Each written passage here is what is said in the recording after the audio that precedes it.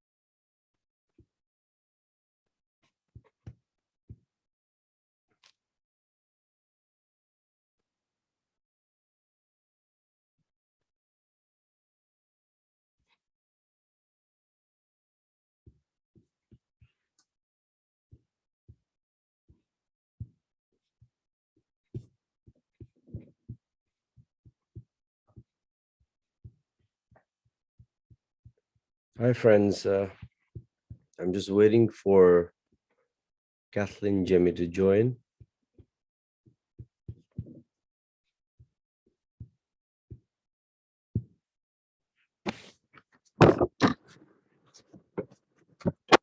Oh, hi, Kathleen.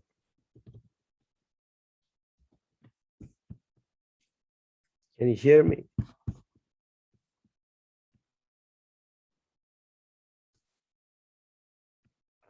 Okay. Yeah. Oh, yeah. Can you hear me? Yeah, that's fine. Thank you. Yeah. So, how is the sound? Is that okay for you? I can hear you. Yeah. Oh, yeah. Okay. Mm-hmm.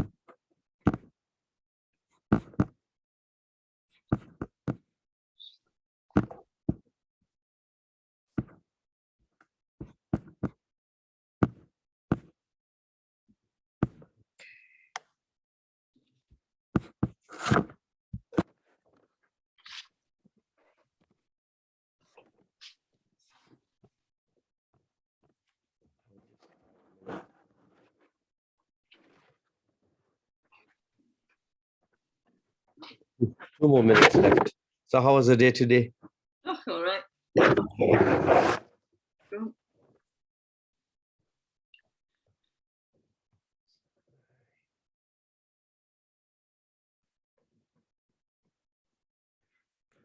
Okay, we've got, I think, we've got viewers from UK and India, Nepal as well. So, Amazing. yeah, and from the US as well. So let's see how. And you're from Nepal, aren't you? Yeah. Mhm. From Kathmandu or elsewhere? It's near Kathmandu. Yeah. Mhm. And how are things there? We hear bad news about COVID and all. Yeah. It's just maybe things are improving in comparison to the past. So let's hope for the better. Like. Yeah.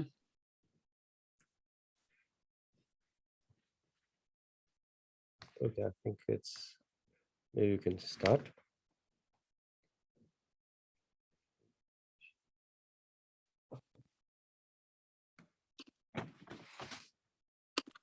Okay, welcome everyone. Mr. Mountain is very much honored to welcome Kathleen Jamie, the new National Poet of Scotland. And Kathleen Jamie, poet and essayist, was born in the west of Scotland. Her works concerns nature, travel, and culture. Her poetry collection to date include the Overhaul, which won the 2012 Costa Poetry Prize, and the Tree House, which won the Forward Prize. Her nonfiction includes highly regarded books, Findings and Sightlines, both regarded as important contributions to the new nature writing. Her most recent poetry collection, The Bonniest Companie, appeared in 2015 and won the Saltire Scottish Book of the Year award. Surfacing is her latest book. And Kathleen has recently been crowned as the Marker of Scotland, the Poet Laureate of Scotland. So welcome, Kathleen. How are you today? Thank you. It's a pleasure to be here. How wonderful to, I'm in my own little study at home, and you tell me that this is being listened to by people all over the world. This is astonishing. To start with, Kathleen, can you tell me something about your childhood? Like, how was it like, and where did you grow up? Oh, I grew up not far from Edinburgh, mostly on the outskirts of Edinburgh. We just had what was then a very normal Scottish childhood. It was, I don't know what to say. We lived in a normal house and I went to a normal school, and you know, this country's changed very greatly since then. For the better, I think. But yeah, I don't know what to say. What is normal to me in Edinburgh is probably very different. If you had a Nepalese childhood, I think is normal is very different to what you think is normal, I'm sure. But more than that, I don't know what to say. You know. Okay, what was the time like at that during the time in terms of literature, let's say, or poetry, and the times right now, like just the difference that you find, you know? In the time of my childhood, you know, so we're going back 50, 60 years, and I grew up completely unaware that there was literature. There's a few books in the house, but my parents were not great readers. Nobody in the family was a reader. I just want. I've gone a bit funny. And so it wasn't until I was in my teens, late teens, I don't know why before I realised there was poetry, books. You know. We knew about Robert Burns. Everybody in Scotland knows about Robert Burns. But aside from that, you know, I was, you know, well into my teens before I knew there was poetry and there was literature and novels. They did their best at school, but not great. What influenced you to write in the first place? Like, when did you first decide that, okay, you want to become a poet or a writer? In my mid-teens, and I discovered that there was books, that there were writers, and I met some, and I understood that it offered a way of life that was absolutely more liberating and more real to the way of life that was being offered to me as a young woman in Scotland at that time, you know. And I remember sitting in my classroom looking out at the hills and thinking, there is more to life than what I was told I could work in an office. That was very exciting. I was very clever. I could work in a bank, you know. I could always marry and have children, of course, and that was it. But I remember thinking, no, there's something else. There's something else, and for me, that something else came about through my writing. For other people, it's becoming in a rock band, you know, but that wasn't for me.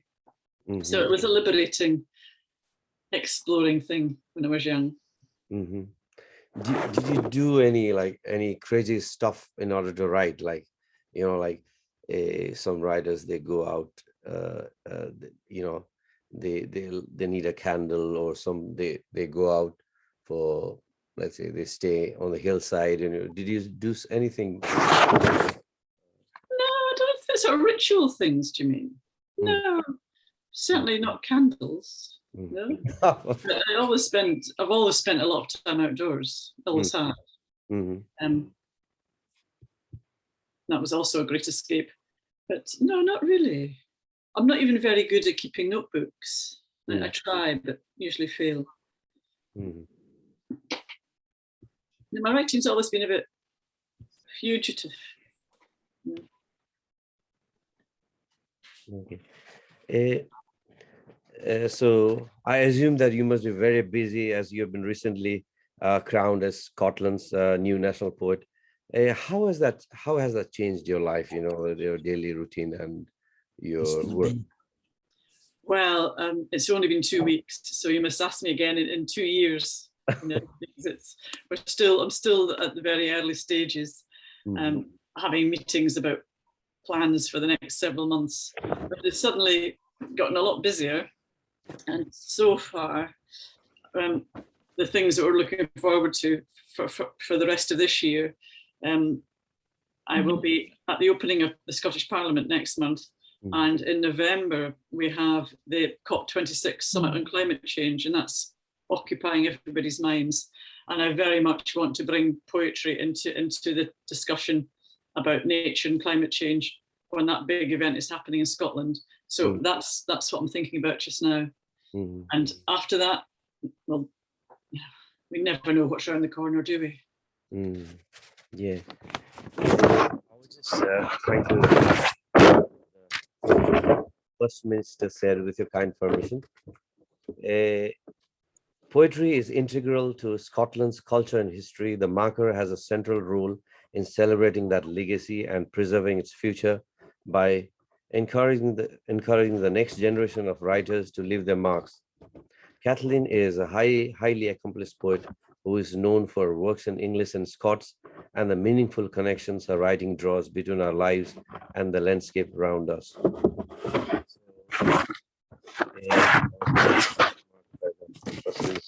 So in terms of young poets, like those who want to come into writing or those who want to pursue poetry, what suggestions have you got, for them? Like, what did you tell them? I think that the world has changed enormously since when I was young, and mostly because of the internet. Of course, we had no internet when I was starting out as a writer. So the landscape that young writers now are engaged in, I don't recognize it. And the idea of writing something and then instantly putting it on TikTok or something, I can't speak to them. It's so different. If I could, they won't listen, but if I could, I would just say, slow down. We're supposed to say, yes, right, rush into print, publish. I would say don't. I would say wait, read, think, consider, go deeper. And then eventually think about publishing. But of course they won't listen. Why should they? When you just press a button and your morning's effusions are out on the net, So, yeah, there's a lot of confusions about, especially to young writers and new writers. And there's as you said, that there's an immediacy to send their published works. How about yours? Like, would you mind to share, like, you write both novels as well as you write poems? How long do you keep your poems before you send it out to the publisher, or in terms of a novel as well? Well, I hate to contradict you, but I don't write novels. That's one thing I cannot do. Is fiction. I write non-fiction. I cannot write fiction because it's just false to me. It's just me making things up, and eventually I stop and I think, what is the point of this? So I have no gift for fiction. How long do I keep things? Well, nowadays I'm quite happy to let work pile up, not be rushing out, because I don't need to make a name for myself any longer. That bit's done. When I was younger, I'd be sending poems out. In those days, you sent them to print magazines. You sent them in an envelope with a stamp. This is so old-fashioned, isn't it? And months later, back they would come. No, thank you, not this time. So I think that experience is possibly gone forever. Yeah, but that's wonderful, isn't it? The smell of the letter, the stamped. Stamp on it, yes. Yeah, Self-addressed envelope. You have to be a certain age to remember that. So you see your own handwriting coming back to you and thinking, oh no. And who was your role model when you started writing poetry, and has that changed over time, or? Now, do you mean a person or do you mean the Yeah, work? a poet or Yeah. parents or anybody who Yeah. inspired you I'm to not. write, I'm not very big on persons. Mhm. The work. I could enjoy and get a lot out of a certain body of work without being too interested in the person behind it. Mhm. Mhm. And maybe that's a bit odd. And I still resist the idea that I, the person, Mhm. despite you interviewing me, I'm not terribly interested myself. I want to say, read the work. It's the work that matters, not me, the work. But, nothing you can do. So role models, I don't know. I knew the previous generation of Scottish poets, now all dead. You could see them walking around the streets. Mhm. And the fact that a poet could be just a living person, that was good to know. Mhm. Slightly scruffy, slightly shambolic in some cases, but alive in the world. Mhm. So that was good to know. For women, there were very, very few. Aside from Liz Lochhead, who's 10, 15 years older than me, there were almost no women practicing as poets when I was young. Mhm. So the fact that she was visible was very important. Okay. And do you follow any particular poet, like a contemporary poet, international poets, or anybody particularly right now, or do you say that, okay, I would love to read this guy's poems, like, is there any poet in particular? Well, I read a lot of poems. Yeah, I read a lot of poetry. I start the day when I wake up. I start my day by reading a poem, maybe just one. Maybe that's all it needs. Mhm. And that could be by a contemporary, or it could be by somebody 500 years ago. There's a Mhm. wonderful thing about poetry is it can collapse time like that. And yes, one has to keep up with what's happening with one's contemporaries. And yes, you've got to keep up what the young ones are doing. And yes, you've got to know what the poets in America are doing. And yes, you've got to know what the poets in India are doing. And you want to know what went on 1,000 years ago. And you can't. Mhm. So you have to pick your way. Yeah. Oh, okay.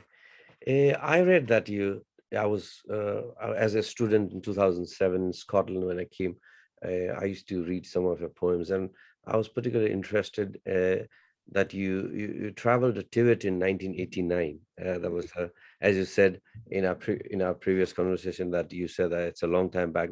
What prompted you for that journey? Because Tibet is during that time was a very, I mean, a spiritual heaven. Like books like The Third Eye and all these things. There's so many.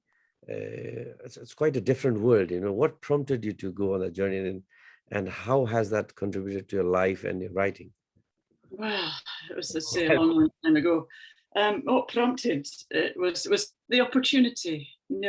I was young and wanted an adventure, Mhm. and a friend, a photographer friend, was determined to go. So I managed to go along as well, and we had a big journey to get there because we went through Pakistan over into Oh, Kashgar, oh, right across. But politics were grim then as now. Tibet was closed by the Chinese authorities to foreigners who couldn't get into the autonomous region. So we hung around the outskirts, as it were, for 6 weeks or so, and then made the long journey back over the hills, over the mountains into Pakistan again. mhm. Yeah. And yes, it was these big adventures of my youth. I went 2 or 3 times to northern Pakistan, and that journey into Tibet. They were just the big adventures of my youth. Mhm. And I'm still in touch with 1 or 2 of the people I met there. They're very important to me. Mhm. And of course, I would love to go back, but it's all just so difficult at the minute. Yeah. If it's not one thing, it's another. A couple of years ago, I thought my children are grown. Now I can get back, see how it's changed in 30 years. And then COVID came and that, Mhm. put an end to that. But yeah, to see those massive landscapes again, Yeah. the Karakoram landscapes and the people of them, yeah, I would love to. Mhm. Did you go to Potala Palace as well? No, I didn't get into Tibet. Oh, No. Lhasa was out of bounds completely. Okay. Mhm. And then because China, the students were in revolt, the students were on strike, and the Tiananmen Square massacre happened at that time Mhm. when we were there in China. And of course, no internet in those days. So we just heard rumor that there'd been this dreadful, dreadful event in Beijing. Mhm. And then we were invited to leave the country. Let's put it like that. Okay. So, I mean, you couldn't get much of Tibet at that time. Yeah. Mhm. Mhm. Well, this is quite similar, Have you traveled anywhere in particular on a writing pilgrimage, I mean, in order particularly to write, like as a retreat or something like that? And is there can you recall anyone that's reflected in your writing as well? Deliberately gone on a writer's retreat. Yeah. Uh-huh. I have tried and failed. Mhm. I find the pressure of going on a writer's retreat. And then I sit there in a complete state of tension, not writing anything. And the days tick by. And I think, oh my God, I've only got 3 days left and I've written nothing. So it doesn't work for me. Okay. I'm afraid. But the idea is delightful. So what's the conducive atmosphere for you? Like, do you is it just, I mean, at a workplace or at a home or just a normal? Yeah, just a corner of the table, and I work in little pulses, fits and starts. If I can catch an hour and a half, I'm lucky. And it's always been like that, no matter how I've tried to change it. So I just accept it now. That's how I work. Okay. My previous, like I had the opportunity to interview John Burnside, and he said that, and I mean, he said that before writing, poetry comes to his head, it's quite clear in his head, and then when he puts into word. Like, how about you? Is yours different, Well, the thing about a poem, of course, is that you can turn it in your head when you're doing something else. And I think that I often do that. If I'm out walking the dog or something, I can be working on a stanza of a poem at the same time. So maybe there's more writing going on in my head than I realize. Okay. Just a small information for the audience. Dear friends, I think there'll be time for in the end to ask questions as well. So I think the people joining in from Australia and as I said, India, and I would like to welcome you all on this wonderful session. And apart from your writing, would you mind sharing some of your hobbies and interests, Kathleen? When I was 40, I decided my birthday present to myself was going to be a course in bird watching and bird identification. So that's when I started taking bird watching seriously. And it's kind of lapsed a bit. I don't have time, but I do like just to go out on my own or with a friend who is interested, and look at the birds. I cycle, and obviously I read a lot. So what are you reading at the moment, if you don't mind? What am I reading at the minute? I've just finished 2 novels by Scotsman, one by Andrew Gregg and one by James Robertson. So they were nice. I don't write novels, but I do enjoy reading them now and again, just being caught up in a story. And I've just 5 minutes before we came here, the postman brought me a new volume by Richard Wilbur. Richard Wilbur is dead now, of course, but he's my latest discovery. So you can discover people who've passed, That's interesting.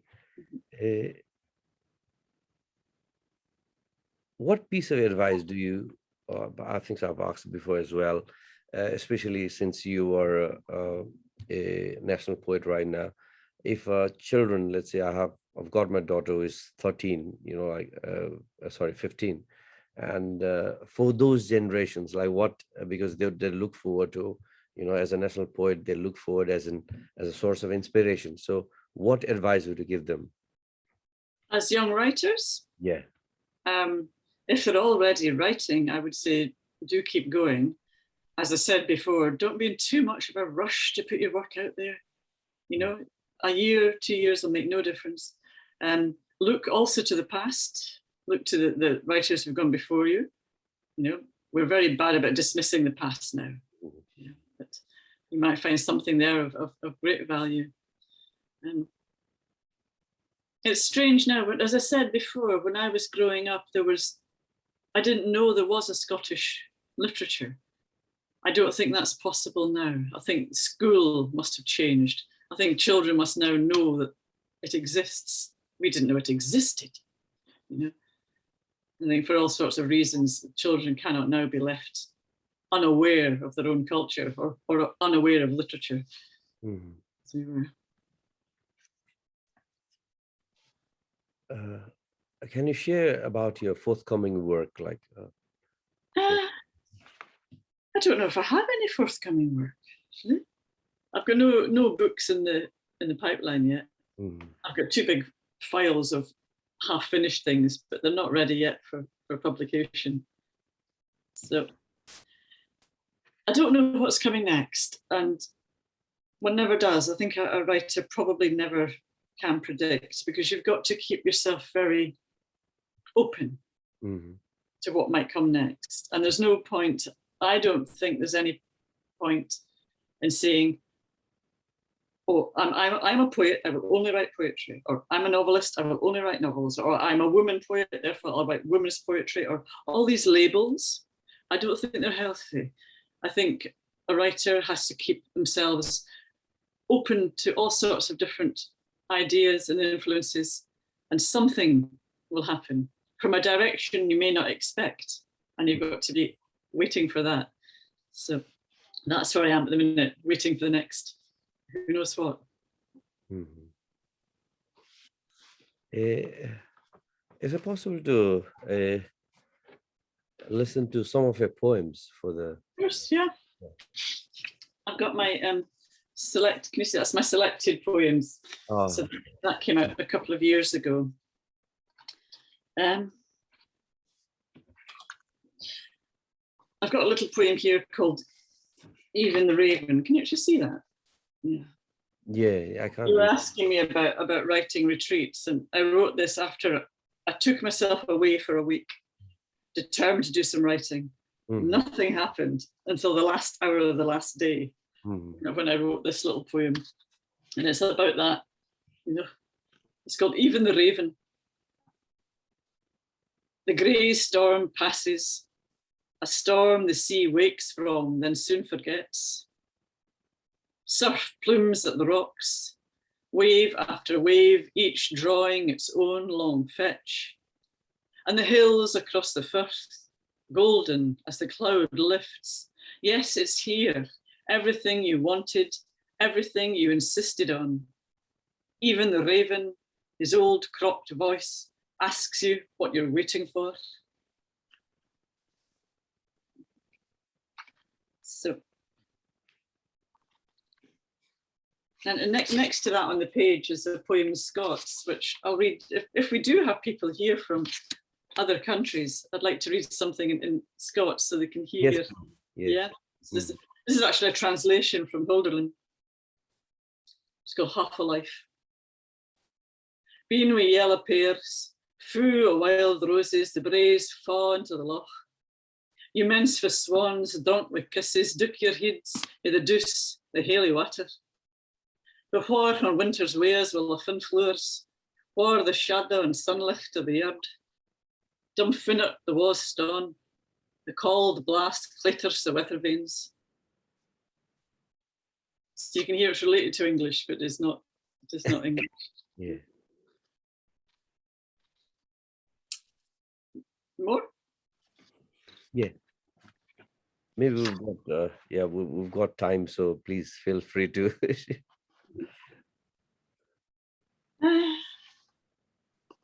I don't know.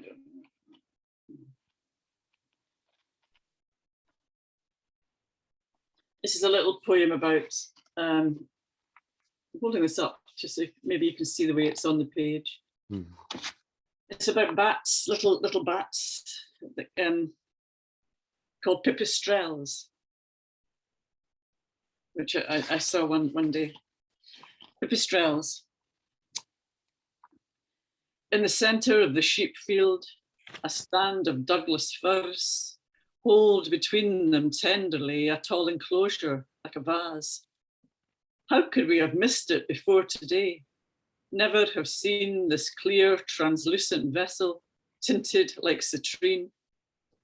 What we noticed were pipistrelles, cinder-like, friable, flickering this place hained by trees till the air seemed to quicken, and the bats were a single edgy intelligence testing their idea for a new form, which unfolded and cohered before our eyes.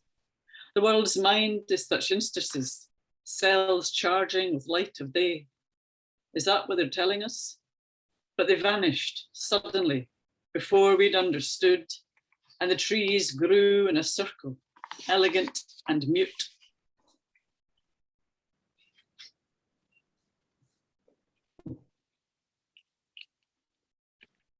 Oh, more? Yeah. 2 more, and that'll be us. Yeah, okay. Right. Where are we now? It's nearly September, isn't it? Mhm. The time of year when the birds start moving again and migrating. We can the summer birds are ready to go, and we can expect the winter birds to arrive. It's a lovely time of year. Mhm. And one of the kind of birds that arrive here are swans. They come from farther north, from Iceland, Uh-huh. and they arrive in Scotland later in September and spend the winter here and then go back again. Migratory. Those swans out there at the centre of the loch, a dozen or 13, moored close together, none adrift. They've only just arrived, an arrow-true, close-flocked, ocean-crossing skein, and bone-weary sleep now, heads under wings, so darkness can restore them, though darkness is what they've just flown. None today is the watcher, none the vigilant one, scanning the rushes of the shore for a few notes of movement, a fox, say, or a lad they recall thousands of years ago, skulking in a skin boat with his broken flute and pockets filled with sling stones. What that refers to is the earliest musical instrument that's ever been discovered, we think, is something like 40,000 years old.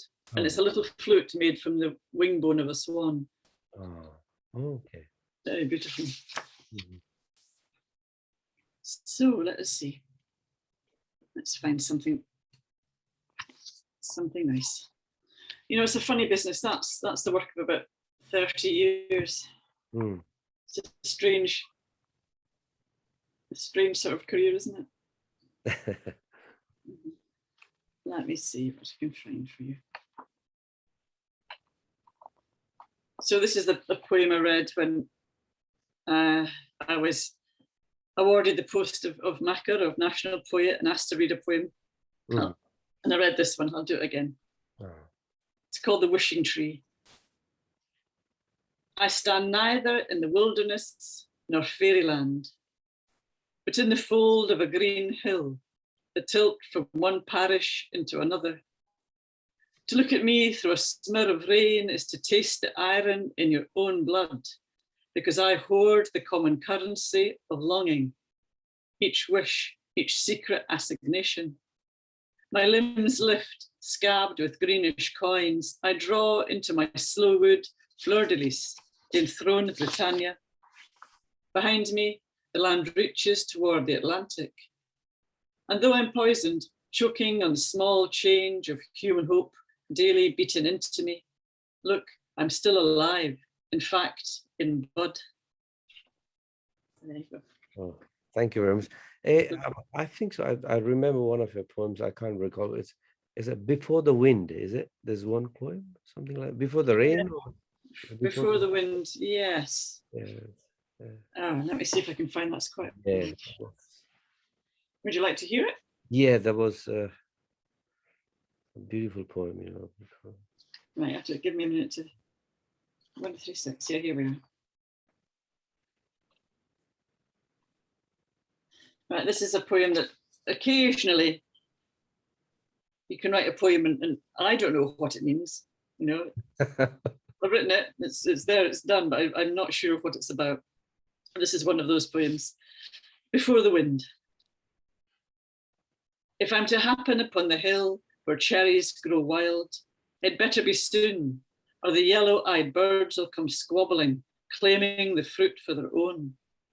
Wild means stones barely clothed in flesh, but that's rich coming from me. A mouth contains a cherry, a stone, the flowering branch I must find before the wind scatters all trace of its blossom, and the fruit comes, and yellow-eyed birds. Yeah, it's a strange little thing. Yeah, that's wonderful. Yeah. Yeah, thanks for the. And maybe we'll have a couple of questions, and we can. I'll just open the open questions for the audience if you're happy to answer. Sure. Yeah. Okay.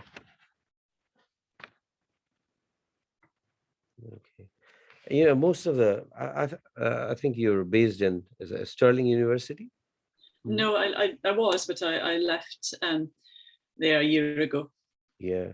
How do you feel like most of the people they are quite confused, you know, like when I first came in to pursue creative writing degree, you know, in terms of in terms of translating that, your degree into a career. So what do you say to those students, you know, like what prospect do you see when you say to any students who wants to pursue a degree in creative writing? Do you have any advice for them? You know, I don't know. It's tough, isn't it? It's very, very, very, very hard to make a living as a writer. Most writers in this country make £10,000 or £12,000 a year. That's half of the average wage, and that includes people like myself with many years' experience and many books. I think the way the future looks is that we will not have a job for life. I think many people will have a sort of portfolio, several different interests and several different little jobs that they might be able to put together. And that's where a facility in creative writing might well do them good. So unless you're a best-selling novelist, it's tough. It's tough. That's not to say that people shouldn't do it. I think what will become important, even more important, is for our well-being as we navigate into the future, is our spiritual health, our mental health, our creative health. So perhaps we shouldn't be looking at a career, perhaps we should be looking at ways of keeping ourselves sane and happy, and anything creative we can do to help that would be a good thing. The vexed question of how to make a living will remain vexed. I'm sorry. No, that was a nice thing that you said. I just want to relate it to the present pandemic situation. I met a lot of friends and poets and writers whose life have been saved by literature, or let's say particularly poetry. So how do you think can poetry help during this grave time, like especially we're coming out of COVID, and thousands of people have died, and there's a grief in each and every house, so do you think poetry can play a prominent role to at least lift up the spirit of the people? Well, I would turn that back to you. You said you knew people whose lives had been saved. That's strong words. What do you mean by that? How did that happen? I mean, they didn't find anything, like anything worthwhile in life. And sometimes some of the people are quite suicidal as well. And they confess that, like poetry saved their life, when they turned into poetry, life changed, So, right. That's powerful stuff then, Yeah. I don't know. I'm kind of torn. If it helps, good. Excellent. I also don't think it's the job of poetry to do that. Yeah, yeah. But if it can, that's great. You know, Yeah, I and don't think it's a sole job of poetry to have that. I don't even know what to call it. mhm. Yeah, just to add, maybe I'll be adding more to that. We've also seen poems being introduced into hospital setting, you know, like in the hospital premise. Do you have any idea like how that helps patients, you know, especially patients with terminal illness? I don't. I'm sorry. That's out with my experience. If people tell me that's the case, that's wonderful. But Ah, I've never been involved in anything like that. okay. We've got, well, as I said, that we've got viewers from all over the world over here. And do you have any message for the audience or the viewers of Miston Mountain? We have round about nearly 5,000 followers, you know. So do you have any message for them? I'm not in the business of giving messages. And I feel quite strongly that as a poet, I'm in the business of making poems. You know? And if you go looking in poems for messages, you won't find them there either. So no, I have no message. Sorry. Okay, that's fine. Maybe we'll open the questions for the audience, if you permit me, and I think you can. Maybe we can ask one by one if you can unmute yourself and.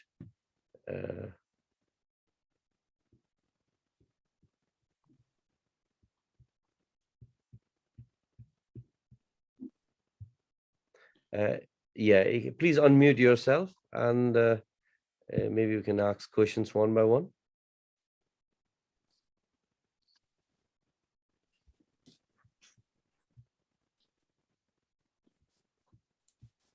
Nope. Yeah. Can we see ourselves on video? Oh, hi, is it David? Oh, yeah, sure. Okay, maybe I'll put your video on. So just. Oh, yeah, I was just going to ask. Yeah, okay. Yeah, hi. Oh, hi, David. Nice to meet you Yeah, both. hi. Yeah, Naveen, it's so good to see you again. It's been a very long time. Yeah, same. Good to see you Yeah. both. Mhm. Yeah, but I would thank you for introducing us to Kathleen.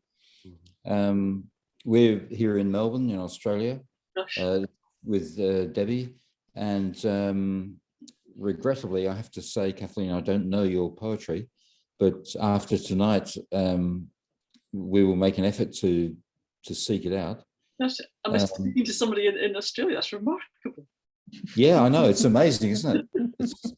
It's ridiculous in a way, but you know, we feel very privileged to have caught up with you and to had the experience of your poetry. Thank you. I should say that I lived in Edinburgh for 6 years at a very formative time of my life, and my partner and I, Debbie, were there in 2018, I think.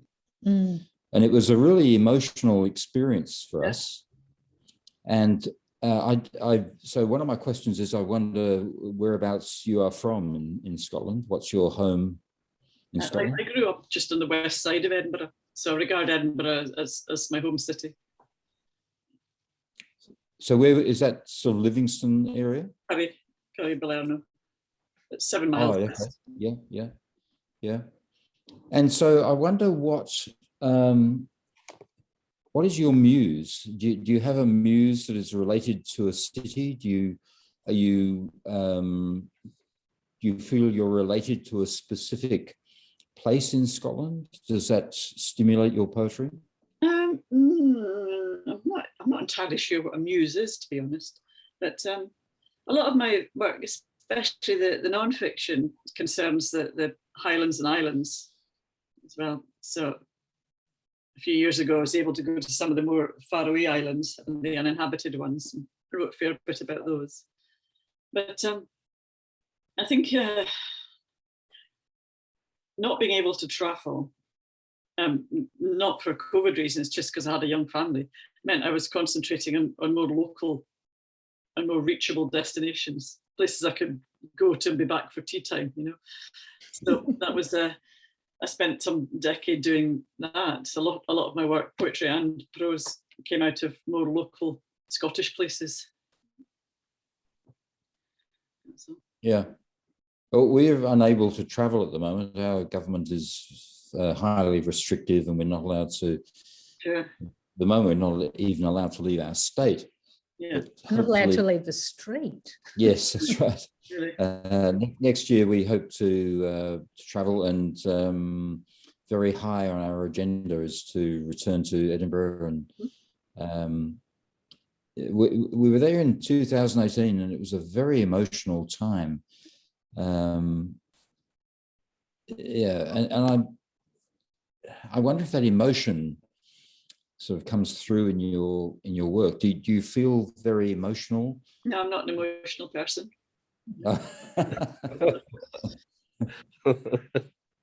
Okay. Whatever that is, it must go into my work somehow. But in daily life, I'm not a very emotional person. No. Right.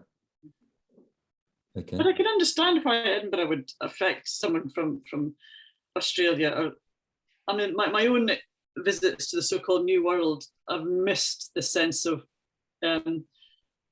just architectural age, you know, old stones, old buildings, you know. Yes, I spent some time in Canada and thought, no, I want the sense of age around the place. Yeah, look, I know what you mean by that. We have very little of that in Australia.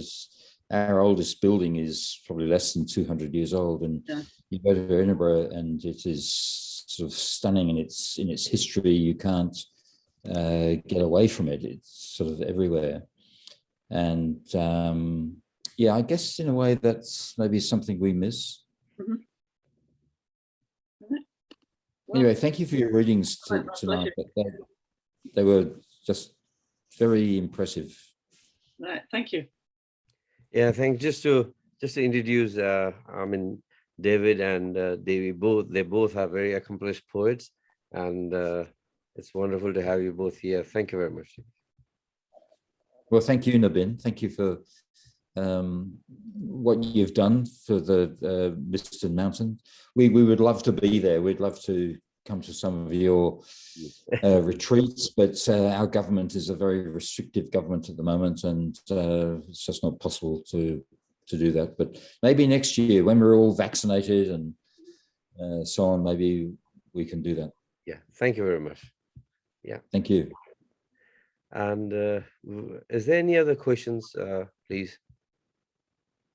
Hello, everyone. This is Sarita from India. Hello. I'm sorry I cannot switch on my video because I'm traveling, so it's dark over here. First of all, let me thank Nabin for the wonderful opportunity that he let me in to listen to you, Kathleen. Was such a pleasure. Yes, it was such a pleasure. I must apologize that I had not read any of her poems before this, but now I'm going back. Yes. Well, this is the wonderful thing about these events. We can make discoveries all the time. Yes. And I especially could connect when you spoke about how it's important for children to learn the culture, to learn the literature of their own place. So I could really identify with that. Even And I think, yeah. Yes. And even if you were saying that you do not do messages, that you are in the business of writing poetry, I could decipher many messages in your poems that you read out today. Oh, really? Yes, of course. The messages were pure humanity. The messages were, the beauty of nature and how it connects to our spiritual self. Yes, that I found so amazing in your poetry, Kathleen. Thank you. Where are you just now? Tell me. Excuse me? Where are you? You're in India? Yes, I'm in India right now. Which part? Northeastern part of India. It's called Assam. In Assam? Oh, good grief. I'd love to go there. No, it's just amazing. Oh. We've got people from Melbourne, people from Assam, we've got people in Scotland. This is just astonishing. Be my guest, Kathleen. Come over to Sam. Be my guest. Yeah. I would love to host you. So even though I don't have any question, but I am really privileged to be here today. And thank you, Nabeen, once again for having me here. And Kathleen, I will go back to your poems. You are a marvelous writer. I mean, I don't need to say that, but let me please do it. You write amazingly. So thank you. Thank you for coming. Gosh. Thank you. Yeah. Wonderful technology. Thank you, Saritaji, and we'll keep in touch. Thank you very much. And have we got any other friends who'd like to ask questions?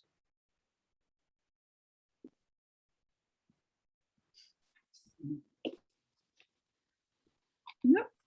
Do you know, we could just close with another poem if everybody's.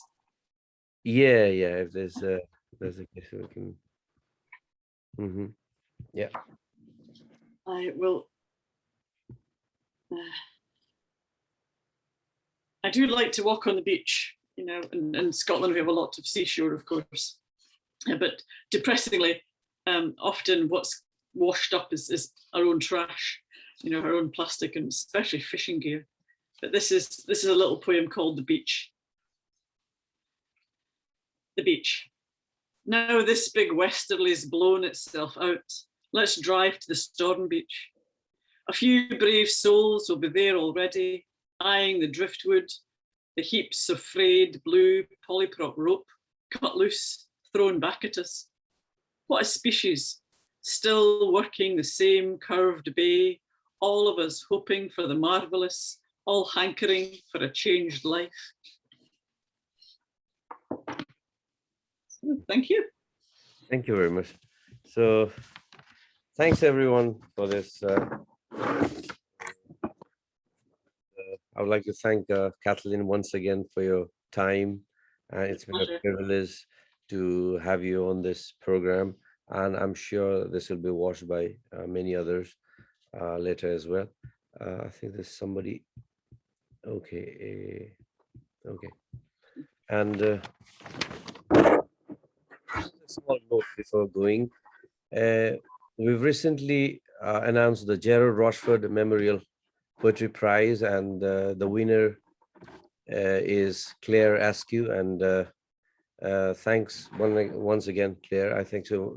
Her poetry can be read on Mist and Mountains website and Facebook as well. And thank you, wonderful people from all over the world who have been part of this program. And thanks, Kathleen. My pleasure. Wonderful to have you. Take care. Bye-bye. Bye.